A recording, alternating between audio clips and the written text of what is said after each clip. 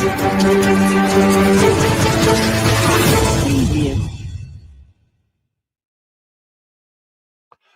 and welcome. My name is Zaffar Iqbal and you are watching the Mojo Story. Bangladesh's interim government has requested India to extradite Sheikh Hasina, the ousted prime minister of that country who has been living in India since an uprising took place in Bangladesh and she was forced to fled in August. She's been in India since the last few months. Now, Bangladesh interim government has sent a note verbale to India. The ME has confirmed that they have received that communication but has not commented after that. To discuss this, we're joined by um, Apurba Jahangir, who joins us from Bangladesh, is the Deputy Press Secretary of the Yunus government. We're also joined from New Delhi by Major General Dhruv Katoch, Director, India Foundation. Welcome to Mojo Story, Major General Dhruv Katoch and Apurba Jahangir. Apurba, if I start with you, we have been hearing this for some time now that Bangladesh will seek an extradition of Sheikh Hasina, but now a formal note of communication has been sent to India. What is the need for her extradition right now? Well, you're talking. Well, first of all, there are lot of cases against her. We've seen what she has done over the last 15 years, and we're talking about. We're not. You can say she's the former prime minister, but she's also. We're talking about a criminal here. So obviously, there is a treaty between India and Bangladesh where these exchanges exist. So obviously, we want her to come to the country and face justice and face the court. So that's why this, I think, this extradition note has been placed. Major General Dhruv Katoch, what he's referring to is 2013 extradition treaty between Bangladesh and India. What should India do? Of course, a formal communication has come from Bangladesh. If India sends Sheikh Hasina to Bangladesh, of course, then the Sheikh Hasina has been a friend of India for a long time.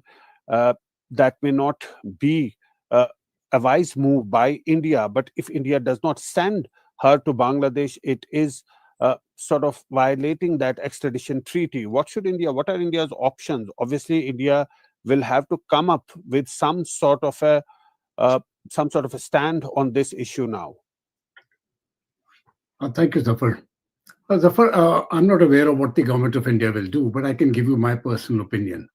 One is, as far as the treaty is concerned, it is not binding on us to send back Sheikh Hasina. Right? There are enough clauses in that agreement if we simply have to go through the process of verification, etc., that may take up to 10 years or 20 years. So that is out. That is one. But on a personal note, the way I've analyzed this, one, when we are looking at Sheikh Hasina, she is still, in my view, the legal prime minister of Bangladesh. She has not resigned. And the Yunus government, as of now, is an illegal government in Bangladesh, as per the constitution of Bangladesh. So whom are we talking to? I mean, that is what I'm not very clear. In Bangladesh, we have got a government which, in my view, is an illegitimate government, which has been formed kind courtesy to the United States of America through a coup. And the person who is now put there to head the government is himself a convicted felon. He is convicted for his role in the Grameen Bank, right? And of course, now you can say that the courts have overturned that conviction. Well, he's the boss. He's got something overturned against him. But leaving that aside, the point is very simple. In my view, there is no way in which Sheikh Hasina should be returned. I'm not the government of India, so what the government will do is different. But my stand is very clear. No, it is simply political vendetta. And as and when she goes there, the first thing which they will do is they will murder this lady, the way they have carried out the murder of hundreds of people, innocent people, especially of the Hindu community. Cold-blooded murder, which has not been objected to. Let me respond. Apurba, the point that General Saab is saying is that she still considers herself as the prime minister.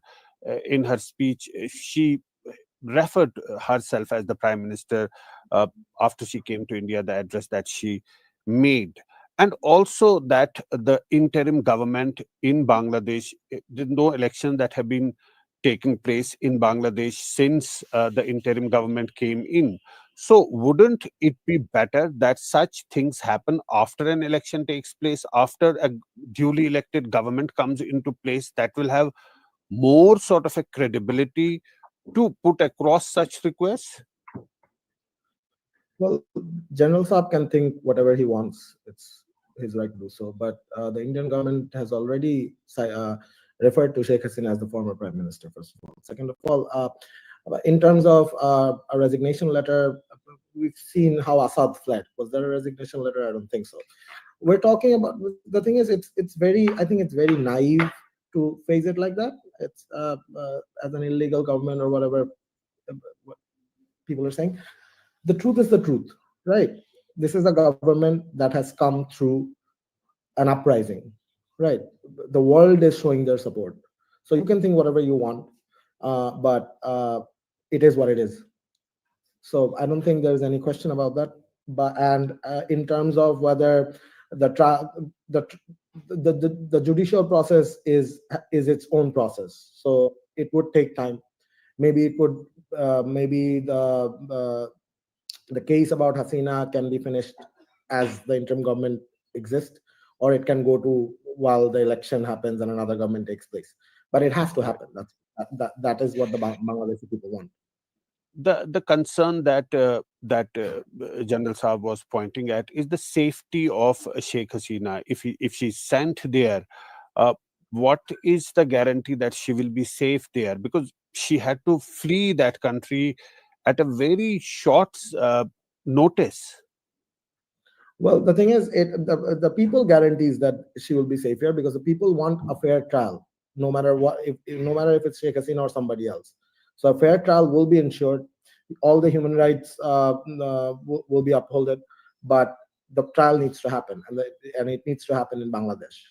So that's it. General Katoch, the point is that why should there be two set of rules if this extradition treaty is there, and one set of people can be sent as per that treaty? Why not a former prime minister of Bangladesh who is a Bangladeshi national to face the courts there? Do you think that is possible, or that is just completely out of question? No, very frankly, Zafar, I do not know what the government of India will do. Right. My personal take on this. You see, we've got a spokesperson from the Bangladesh government. I've got no problems. You know, they're free to air their views. I mean, that's what democracies are all about. But in my personal opinion, the government of India, under no circumstance, under any circumstances, should hand over a frail old lady who has been removed from power unconstitutionally by brute force through the support of the United States of America. I can't make it any clearer than that. And a person has been imposed on them who is heading the administration, who was a person nurtured by the Clinton administration. Now, did the people of Bangladesh have any say in this? The answer is no. Okay, you have a bunch of ragtag people coming together, creating anarchy in that state, right? The army chooses to stay away for whatever reasons and not uphold their constitutional duty. And here we are pressed to, we have a new government, a downright Islamic fundamentalist government. They have broken every single principle for which they fought for in 1971, where they fought for their culture and their language. They are now fighting for an Islamic republic, and they will lose their culture and their language. I make no bones about it. I have written about this, and I'm very clear about it. So, to expect any General, justice to come, General no, Katoch, it is their, no, just for 1 minute. It is their country. They can do what they like. I have no problems with that. yeah, But to expect us to conform to that, no. That is unacceptable to me as a citizen of India, and I do hope the government of India has a similar view. but General Saab, the point is that what happens to India-Bangladesh relations in the future is already tense. It could just go down further, and there will be more tension, and that is not going to help the relation in the long run. Because if you're saying that Bangladesh is drifting away, it will drift further because of all because of this particular think that the request that's come from Bangladeshi government and the Indian response, that's going to be critical? No, you see, the India-Bangladesh relations have already dipped, right? And with this particular government in power, it is not going to improve. There are different powers at play. The control is not really with the people of Bangladesh or with the administration there. The controls are outside, right? And people are controlling the narrative the way it is going to go, and the rest of them are really actors on the stage. They're following directives. So, as far as the India-Bangladesh relationship is concerned, even if Sheikh Hasina is handed over, they are not going to improve. That's the point. So whether we hand over Sheikh Hasina, whether the government of India, I'm nobody, I beg your pardon, whether the government of India hands over Sheikh Hasina or not, it is not going to alter the very relationship between India and Bangladesh, which has been vitiated because of the nature of the regime and of the genocide which they are carrying out there of the minority population. There have But even been people from within the administration who are talking of invading India, capturing Calcutta, killing everybody. Now, but this is from this country. No, this is unacceptable. I would like to make it very clear to whomsoever is listening, this is unacceptable. but India will not accept it. India will offer a hand of friendship. India will do everything it can to support the people of Bangladesh. But right. India But will but not but bow the down, point is that will not bow down to this. the relationship, is it hinged to one particular person, Sheikh Hasina? Because Bangladesh as a country is there, the people are there, and India Bangladesh relationships are there since decades. So how can the relationship be just focused on one particular person? Of course, this extradition is important, that this communication has come. Then the Indian stand, what is India going to do? Of course, we don't know. That's also going to be crucial. But India has still got to work with a neighboring country in some way. Zafar, the relationship is not hinged on Sheikh Hasina. The relationship is held with the people of Bangladesh. And I personally consider the present government there doing everything to destroy their country, to destroy their culture, and to destroy their language. Within 5 years, Bengali will not be spoken in this country. They will lose everything because that is the nature of the regime. That is the nature of the Islamic Republic. They have loyalties to Mecca. They do not have loyalty to the people of Bangladesh. So, Okay, Apurba, nothing to do with Apurba, Sheikh Hasina. uh, right. Apurba, when we spoke last time, you said that that there is this interim government, but eventually there will be elections, and in those elections, Awami League will also take part. That is what has been decided. But last time there was no sort of a timeline that was given. Now some time has passed. Has any headway been made in that direction? That Yes. what can be the steps one after the other that will lead to the culmination of this process? Because at the end of the day, there had to be elections. A democratically elected government has come to power. Of course. Well, there has been some improvement on that matter. I don't know if you've seen the last speech the chief advisor of Bangladesh gave. He gave two specific dates. So you have to realize why the uprising happened and what was the mandate of that uprising. The uprising wanted some reforms and then an election, right? So if the chief advisor of Bangladesh said that if there is minimum reforms done or no reforms at all and just the election, that can be done by December 2025. And if there has to be some minimum reform, especially with the election commission and the constitution, then it might take up to the mid of 2026. So there has been there have been two possible dates given actually. So now it's our job and to sit with all the political parties and all the stakeholders to discuss on what the nation wants. So we're going through that. Right. Is something being done about it? Has the discussion started? Yeah, it will. So there are some reform commissions that have been working for the last 4 months. They will start to submit their report from in the next couple of weeks to mid-January. So after that, all the discussions will take place, and then we will come to a conclusion. Right. Now, I want to ask you about the condition of the minorities in that country. There are fresh reports that more temples have been vandalized. What can you tell us about the situation on the ground? Because last time you said that those are exaggerated media reports, but everything cannot be an exaggeration. Of course, there must be some truth to it. That's why these things are being reported. What are you doing? What is the government doing to ensure safety of the minorities in that country? Well, it is one of our. I think we have upheld the the safety of minorities pretty well. If you've seen the last couple of years, especially during the Hasina regime, what happened to the minorities, especially Hindu people, so then you will get a clear example. I'm still saying to that, you don't have to believe me.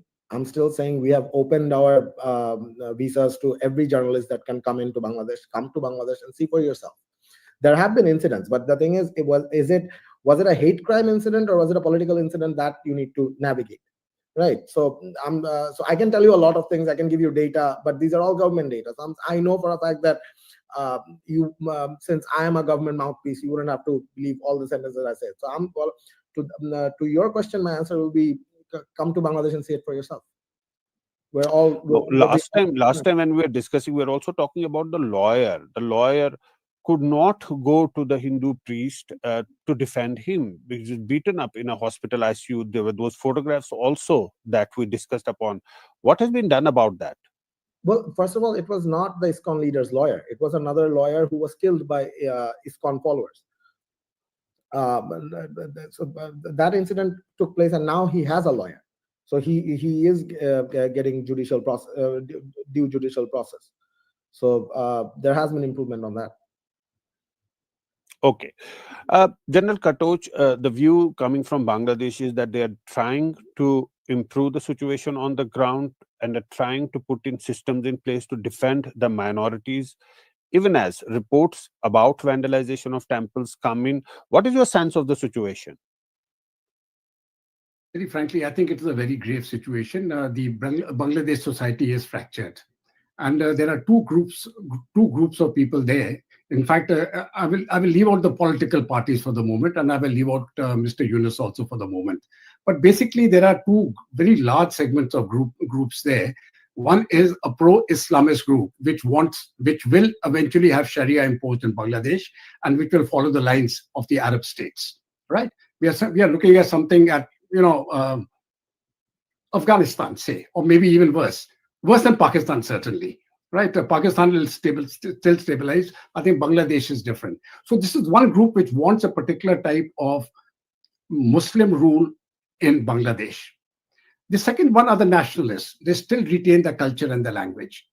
Now, both of them, I think, are reasonably powerful groups there, but the weapons at the moment, or the power at the moment, is with the Islamists, and they will do everything to put down the political process. Now, the spokesperson has very correctly stated that the elections have been ordered. But I know the experience of it. You see, once we come closer to the dates, we will see what happens. We will, I personally am not sanguine that these elections are going to be held anytime soon, right? However, there may be a change in the entire global situation because a large part of the support to the present administration has come from the United States when the Democrats were in power. He is a Clinton man. Now, with President Trump coming in on 20th January, I really don't know what will happen. There may be a dramatic change. So let us wait and see. Come 20th January and different. When there's a different dispensation in the United States calling a different tune, then I do not think Mohammad Yunus will retain the power and heft he had in the United States. He doesn't have a standing in Bangladesh. Please let's make it very clear. The standing in Bangladesh is with the Jamaat and with the youth wing. Even the BNP or the Awami League does not have that. That is the central point. Now, you spoke about the US. In fact, there are reports that Jack Sullivan, the national security advisor of the US, has spoken to the chief administrator of Bangladesh and has stressed on democracy besides other things. But if I may give you the last word, Apurba, how do you see the country as such? Is it divided? Is it more united than ever? Or do you think that the country is talking, there are messages coming out from Bangladesh which are sort of different? There is no united message coming out from Bangladesh. And what is the solution to that? First of all, I'll answer your question. I would just defer to General Saab a bit. If General Saab is saying that Professor Mohammad Yunus is a Clinton man, and then in that regard, is Narendra Modi a Trump man? So that's something that we argued about. Secondly, I don't think so. It's as I said, it's very naive to set it up like that, right? But you're talking about culture, you're talking about Islamists. We had a concert yesterday, Raat Fateh Ali Khan and played here with among other rock bands. So I don't see any Islamist group or anything extreme happening in Bangladesh. So I don't think there should be some check on where you're getting your facts. And as I said, the most I can tell you is just I would have come to Bangladesh and see it for yourself. Okay, quickly, you want to rebut before we wrap up, General Katoch? Yeah, Zaffar, you see, the reference was made, to Trump, and Mr. Modi was being compared to Mr. Yunus. Mr. Modi has won the mandate of this country from the people of India 3 consecutive times with an overwhelming majority. Mr. Yunus, I wonder which election he's fought. Thank you. You have to. I'm sorry, but you have to realize when Dr. Yunus was suggested to be the chief advisor, you have to see how the people reacted. Okay, we'll have to leave it here. Apurba and Major General Dhruv Katoch. Of course, when there will be elections, it will be clear who has the support. But for the moment, the country seems to be in a flux, and everybody is concerned about that, particularly the countries in the neighborhood. Thanks so much, Major General Dhruv Katoch and Apurba Jahangir, for joining us. We'll have to leave it here. Thanks to our viewers for watching the Mojo Story. Thank you. It's great to see you here. Thank you for watching our work. If you haven't subscribed yet, don't forget to click the bell icon and subscribe to Mojo Story and support independent, robust journalism.